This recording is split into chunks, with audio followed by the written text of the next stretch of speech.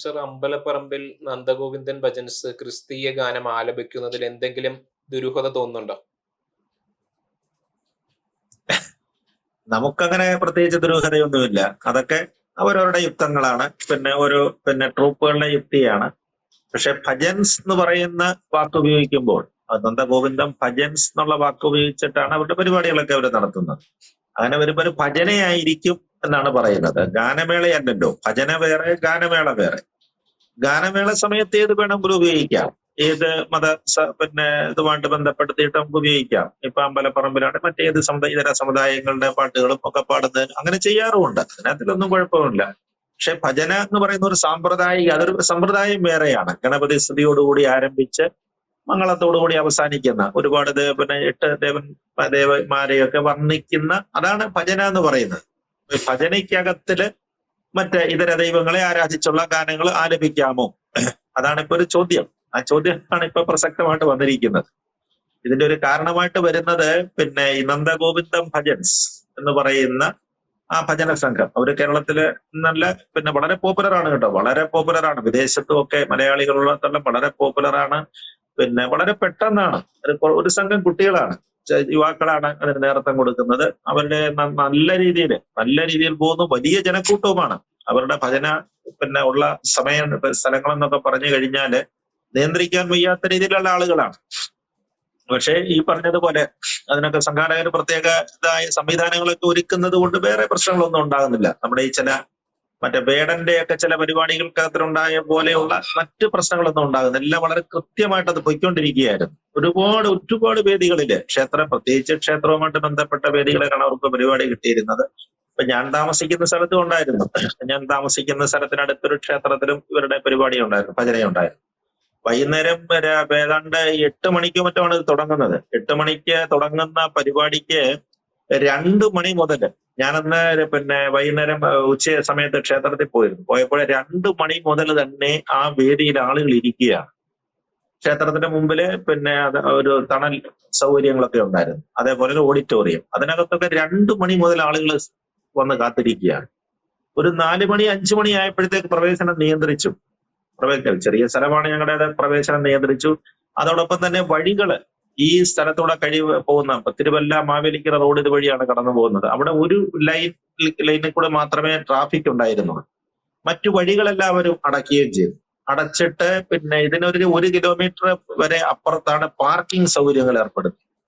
അത്രയേറെ വാഹനങ്ങൾ, അതായത് ചുരുക്കത്തില് ഇവരുടെ പരിപാടി നടക്കുന്നതിന് ഒരു 2-3 മണിക്കൂർ മുമ്പ് തന്നെ ഞങ്ങളുടെ ഒരു 3-4 കിലോമീറ്റർ ചുറ്റളവിലുള്ള സ്ഥലങ്ങളിലൊക്കെ ജനജീവിതം അക്ഷരാർത്ഥത്തിൽ പറഞ്ഞ സ്തംഭിക്കുക എന്നൊക്കെ പറയത്തില്ല, എന്ന് പറഞ്ഞതുപോലെയുള്ള ഒരു അവസ്ഥ വന്നിരുന്നു.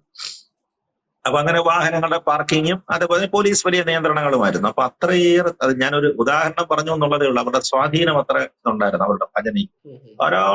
ധാരാളം ആളുകൾ അന്ന് പങ്കെടുത്തിരുന്നു. അപ്പൊ അങ്ങനെയുള്ള ഈ നന്ദഗോവിന്ദം ഭജൻസ് വളരെ പോപ്പുലറായി നിൽക്കവേ അവർക്ക് നല്ല അവരുടെ തുകകളെ കുറിച്ചൊക്കെ ചില ചർച്ചകളൊക്കെ ഉണ്ടായിരുന്നല്ലോ.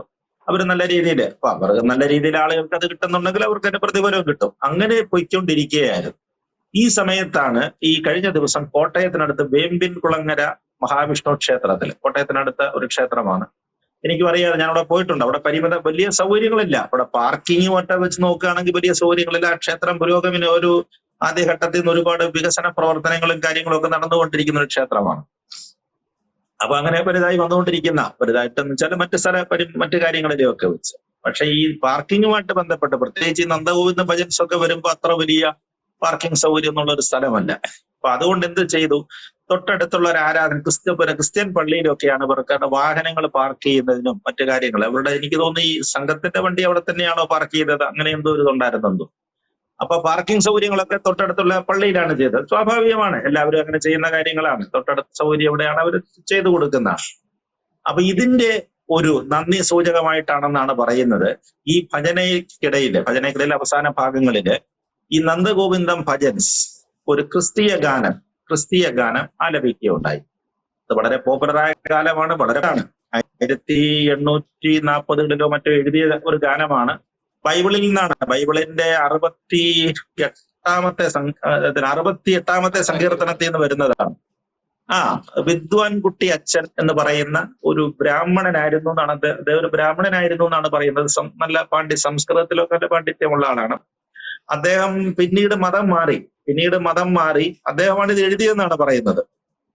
അദ്ദേഹം എഴുതിയ ഗാനമാണ്. പക്ഷെ ഇത് 2000ങ്ങളുടെ ആദ്യത്തിൽ 2000ത്തിന്റെ തുടക്കത്തില് യേശുദാസ് ആണ് ഈ പാട്ട് വളരെ പോപ്പുലർ ആക്കിയത്. ഈ വരിയതൊന്ന് ഈ പരദേവന ഒന്നും പറഞ്ഞ് വരുന്ന ഈ ഗാനം പോപ്പുലർ ആക്കിയത് യേശുദാസ് ആണ്. മോഹൻ സിത്താരയുടെ സംഗീതത്തിലാണ് ആ പാട്ട്, സംഗീതത്തിൽ വരുന്ന പാട്ടാണ്. അപ്പൊ വളരെ പോപ്പുലറാണ് പാട്ട്, വളരെ പോപ്പുലറാണ്. അപ്പൊ അത്തരം വേദികളിൽ മാത്രമേ ഇത് ഉണ്ടായിരുന്നുള്ളൂ.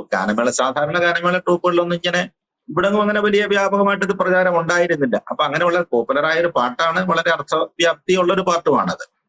ഈ പാട്ടാണ് ഈ നന്ദഗോവിന്ദം ഭജൻസ് ആലപിച്ചത്.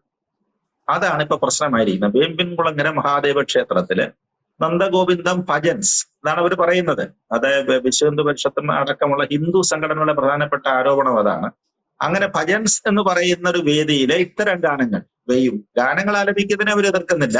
പക്ഷെ അതിന്റെ ആവശ്യം ഉണ്ടായിരുന്നുണ്ടോ? നിങ്ങളൊരു ഗാനമേളയായിരുന്നെങ്കിൽ അത് ചെയ്തോളൂ, അതായത് പ്രശ്നമില്ല.